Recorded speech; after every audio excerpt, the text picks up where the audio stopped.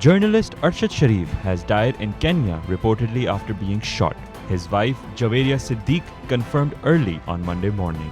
Foreign Office spokesperson Asim Iftikhar said Pakistan's High Commission in Kenya was ascertaining information from the authorities. Authorities in both countries are yet to confirm the journalist's death and the circumstances surrounding it.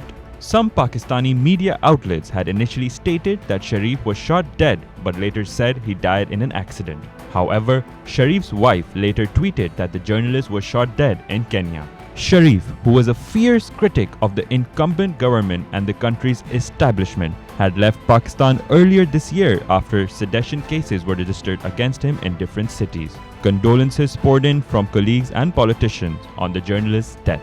President Dr. Arif Alvi termed Sharif's death a loss for journalism and Pakistan. Prime Minister Shehbaz Sharif said he was deeply saddened. He offered condolences and prayers for the journalist's family. Meanwhile, the passing of Arshad Sharif has sent shockwaves within the Pakistani journalist and media fraternity, where several have called for a thorough investigation. Following disqualification of former Prime Minister Imran Khan in the Toshakhana case, the Provincial Election Commissioner has directed the Inspector General of Police to make foolproof security arrangements for the Election Commission of Pakistan offices across Punjab as the Pakistan Tehreek-e-Insaf has planned protests there. In a letter to the Provincial Police Chief, the Election Commissioner said it had been learned through media that PTI has planned to stage protests at the ECP offices across the province against the disqualification of the PTI chairman. The Election Commissioner asked the Inspector General of Police that special security arrangements be put in place for the office of ECP in Lahore as well as regional offices in Punjab from October 21st till the normalization of the situation.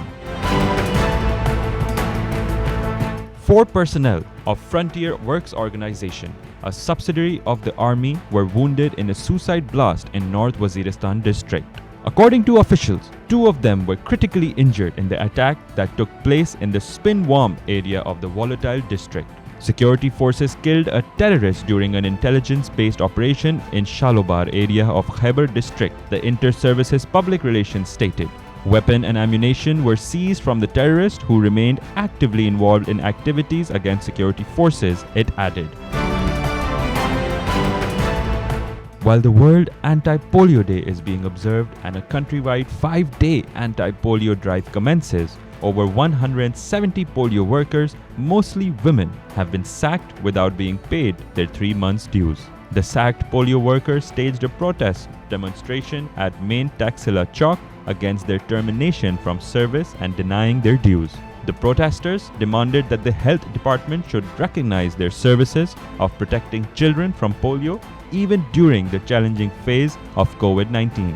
When contacted, Deputy District Officer Health Dr. Shehzad said that the workers were appointed on 90 days contract. He said their contract was extended for 3 months and now these workers were no longer required.